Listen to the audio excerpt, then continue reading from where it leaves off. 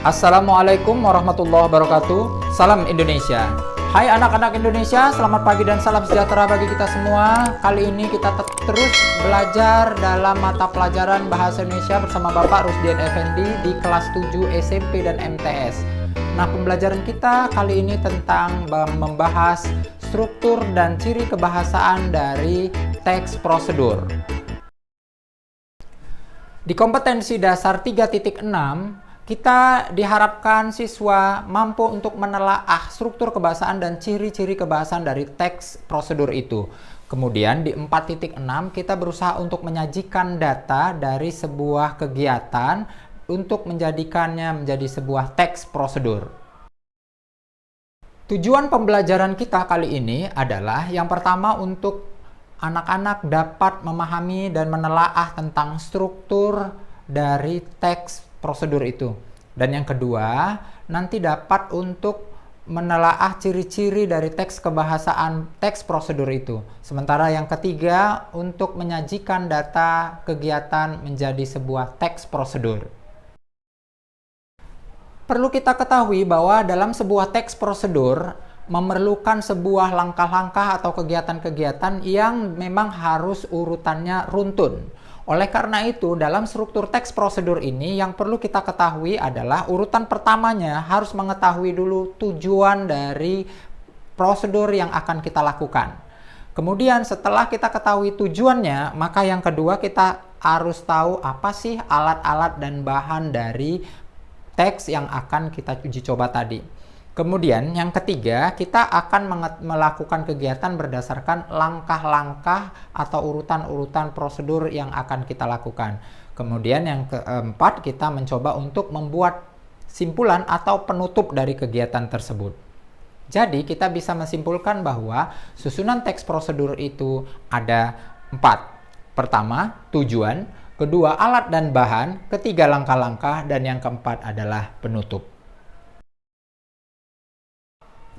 Nah, untuk memperhatikan lebih jeli lagi tentang struktur dari teks prosedur itu, Bapak akan memberikan penjelasan dari 2 contoh teks yang akan Bapak paparkan kepada kalian semua. Teks pertama adalah tentang cara membuat bubur Manado, dan teks yang kedua kalian nanti akan membaca tentang cara mencuci tangan dengan baik dan benar. Kita perhatikan berikut ini.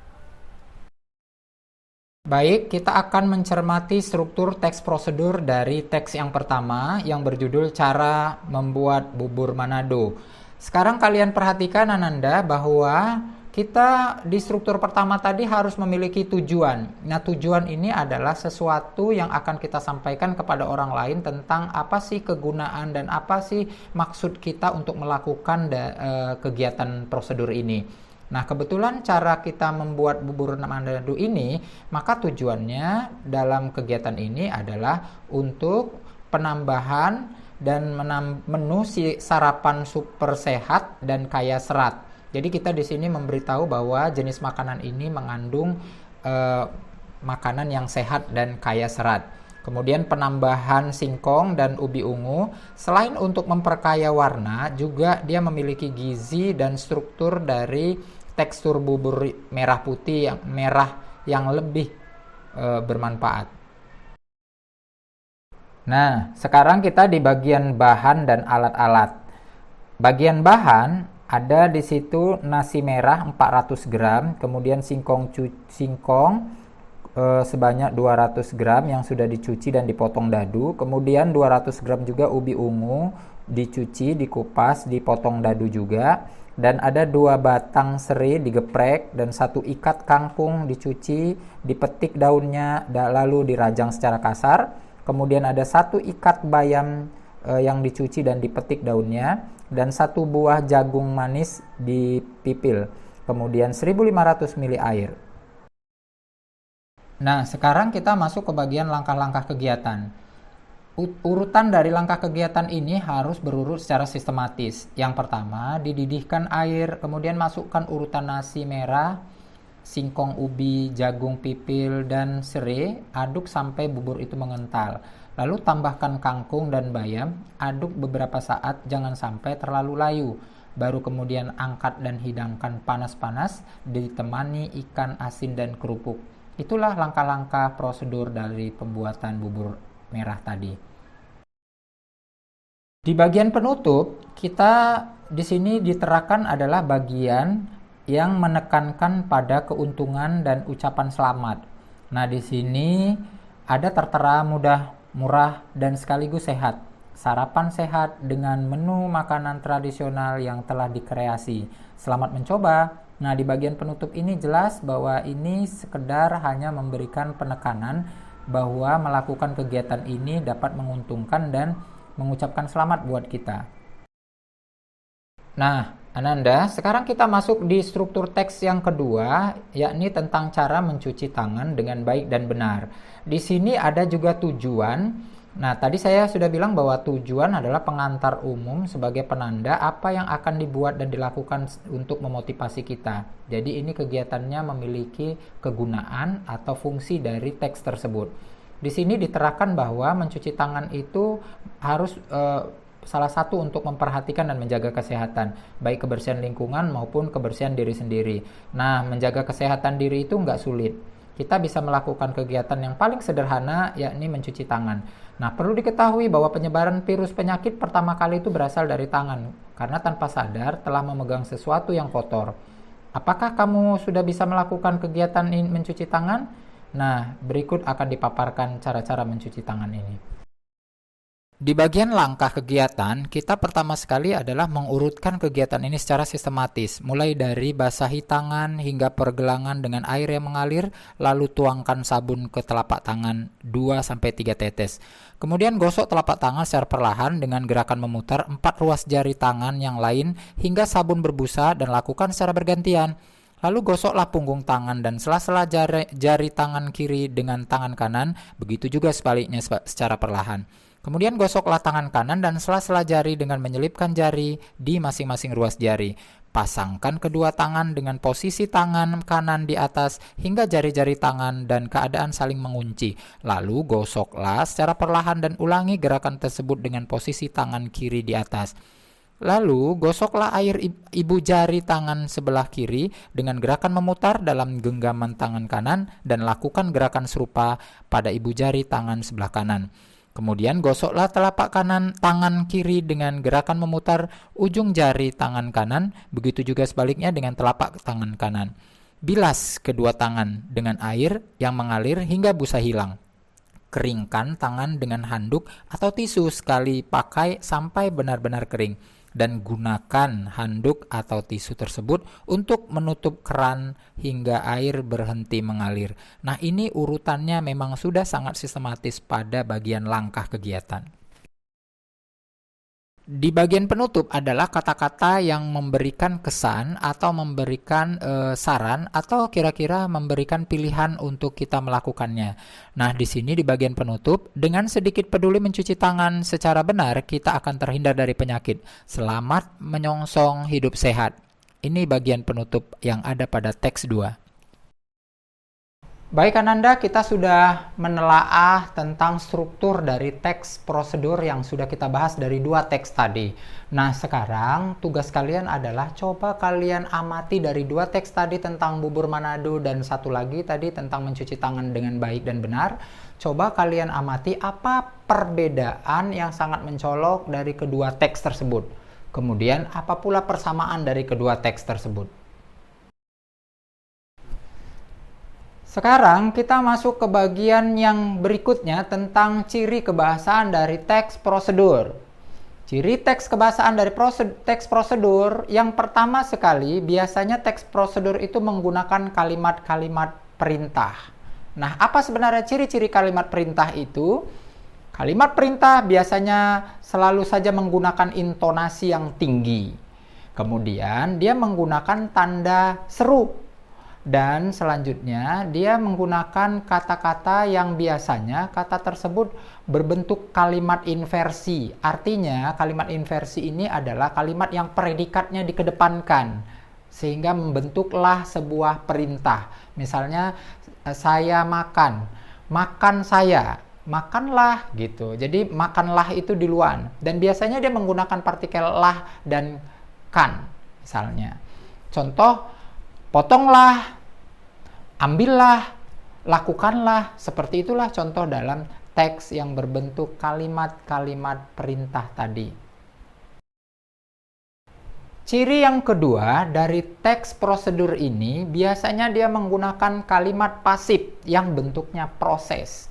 Nah, kalimat pasif sebenarnya ada dua ini. Kalimat pasif yang biasanya digunakan adalah yang menggunakan di.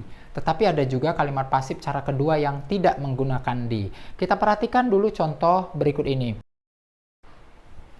Anda sebaiknya menekan tombol keyboard dengan lembut. Itu kalimat aktifnya. Kalau mau dibuat kalimat pasif, cara pertama menggunakan kata di. Jadi objeknya dalam kalimat aktif itu prokerkan ke depan. Jadinya tombol keyboard sebaiknya ditekan dengan lembut. Kalau menggunakan di. Tetapi ada yang tidak menggunakan di dengan cara kalau dia subjek dalam kalimat aktifnya itu berbentuk kata aku, saya, atau kata-kata ganti yang lainnya, atau kata sapaan seperti Anda dalam kalimat yang ini.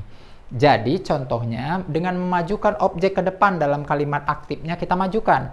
Misalnya tombol keyboard dimajukan, kemudian masukkan kata Anda, baru kemudian ada kata tadi menekan, kata menekan jadi menjadikan kata dasar.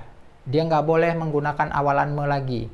Jadi artinya sehingga seperti ini. Tombol keyboard Anda sebaiknya tekan dengan lembut. Itu contoh dalam kalimat pasif cara kedua.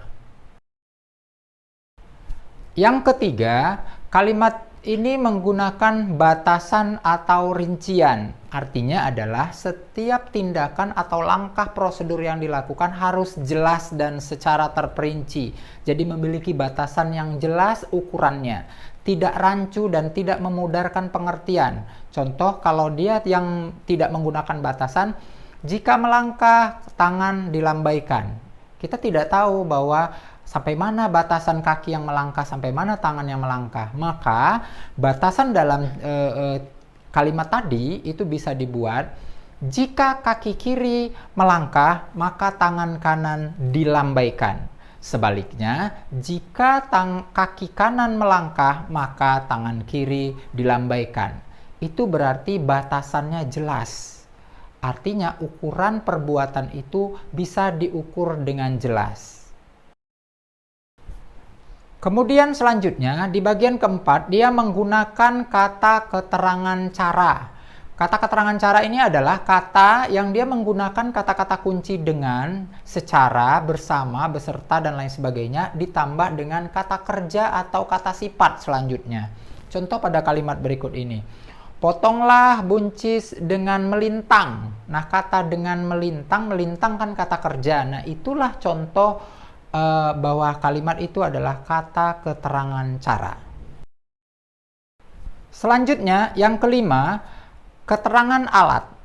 Keterangan alat adalah keterangan yang menggunakan kata kunci dengan, bersama, beserta, dan kata selanjutnya adalah kata benda yang benda itu benda mati. Contoh misalnya, ratakan adonan dengan punggung sendok. Punggung sendok itu contohnya adalah benda mati yang disertakan dengan kata dengan. Berarti di situ adalah kata keterangan alat. Yang keenam adalah keterangan tujuan. Keterangan tujuan menggunakan kata-kata kunci untuk supaya agar. Contoh, usahakan terus diaduk agar rendang itu tidak menempel pada wajan. Ada kata agar di situ menunjukkan tujuan dari perbuatan agar diaduk-aduk tadi supaya dia tidak menempel pada wajan. Selanjutnya yang ketujuh adalah menggunakan kata keterangan derajat atau kuantitas. Nah, kata keterangan di sini adalah kata keterangan yang menunjukkan jumlah atau bentuk yang di dalamnya ada menunjukkan prosedur kualitas. Contoh adalah siramlah tanaman ini agar setidaknya 2 kali dalam sehari.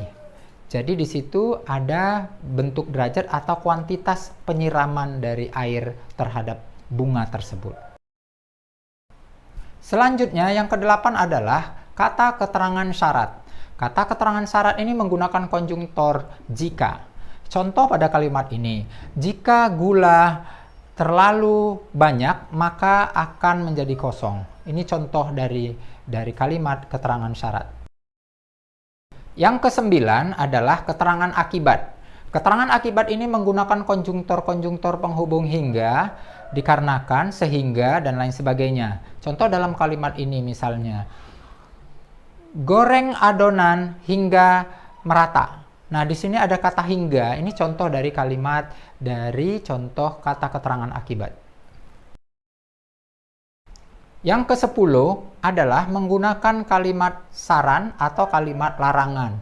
Contohnya, hindarilah, kemudian ada kata sebaiknya, atau jangan. Itu contoh dari kata-kata kunci dari kalimat-kalimat larangan atau kalimat saran tadi.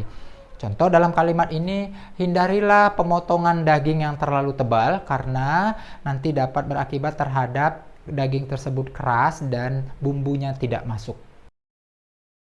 Yang ke-11, dia menggunakan kata-kata berbentuk pelesapan. Artinya, di pelesapan ini artinya penghilangan dari struktur-struktur agar dia lebih efektif. Contoh kalau dia tidak mengalami pelesapan, misalnya kalau bersihkanlah sepatu ini dengan kain basah hingga kering.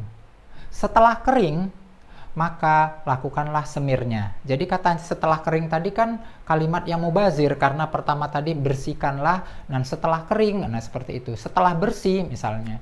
Jadi itu lebih mubazir. Maka lebih efektifnya adalah bersihkanlah sepatu ini dengan menggunakan kain basah hingga kering, kemudian, nah kita tinggal langsung saja, kemudian dia disemir. Nah, jadi dia tidak ada pengulangan-pengulangan struktur subjeknya kembali untuk kedua kalinya. Ciri yang ke-12 dari kalimat kata tata bahasaan teks prosedur ini adalah menggunakan akhiran i dan akhiran kan. Apa perbedaan akhiran i dan akhiran kan? Di akhiran i dia digunakan untuk objek yang tidak bergerak, sementara di akhiran kan dia menggunakan objek yang bergerak. Contoh, taburi serabi yang sudah masak dengan menggunakan kismis. Nah, pada kalimat itu kata taburi, kemudian ada kata serabi, berarti benda yang tidak bergerak untuk dilakukan. Tetapi kalau kita membuat taburkan, bisa saja kita balik tetapi. Jadinya, taburkan kismis pada serabi yang sudah masak. Itu perbedaan menggunakan kata i dan akhiran kan. Sekarang kita masuk ke bagian bagaimana kiat kita menulis atau menanggapi atau melakukan pembuatan untuk teks prosedur. Nah, di teks prosedur ini kita harus melakukan kegiatan atau melakukan cara-cara sebagai berikut. Pertama, kita harus lakukan teks prosedur ini dengan cara menentukan dulu apa jenis teks prosedur yang akan kita tentukan dari 3 jenis tadi. Apakah kita mau melakukan, ataukah kita hanya sekedar memperagakan saja, atau hanya kita mau membuat. Dari 3 itu kita contohkan yang mana yang akan kita pilih. Kemudian setelah itu, baru kita mau menentukan dan pahami apa-apa saja urutan-urutan langkah yang akan kita uraikan dalam struktur itu secara terinci. Baru lengkapi dari urutan-urutan tersebut. Kalau sudah selesai kalian mengurut, lengkapilah dengan jelas, secara pahamannya itu lebih bagus dengan menggunakan kata-kata keterangan-keterangan yang lebih jelas dan lebih detail. Jadi ada istilahnya penempatan, pembatasan yang lebih jelas dan terperinci. Baik Ananda, jangan lupa kita mulai berlatih untuk menggunakan teks prosedur ini dengan baik. Silakan kalian lakukan, Bapak tugaskan untuk melakukan dari 3 hal yang akan kalian pilih ini. Apakah kalian tadi bagaimana cara kalian memandu? Apakah kalian akan membuat sesuatu, ataukah cara kalian untuk melakukan sesuatu? Pilih salah satu di antara itu. Kemudian setelah itu kalian coba buat urutan-urutan langkahnya. Dan yang ketiga, kalian buat rincian-rincian kata keterangan-keterangan yang lebih detail untuk pembatasan bagian-bagian supaya kalian lebih jelas pada saat menuliskan langkah-langkahnya. Jangan lupa, setelah kalian buat itu semua, tulis di kertas catatan atau di buku latihan kalian juga boleh dengan menggunakan nama, kelas, dan mata pelajarannya. Tulis di sudut sebelah kanan atasnya ada tugas 2 teks prosedur. Baik Ananda, sampai di sini mata pelajaran kita bahasa Indonesia tentang teks prosedur untuk siswa kelas 7. Bapak berharap kalian bisa memahami apa yang Bapak jelaskan ini. Mudah-mudahan kalian menjadi anak yang pintar dan mampu menjaga harga diri bangsa kita menjadi berkualitas kembali. Assalamualaikum warahmatullahi wabarakatuh. Salam Indonesia.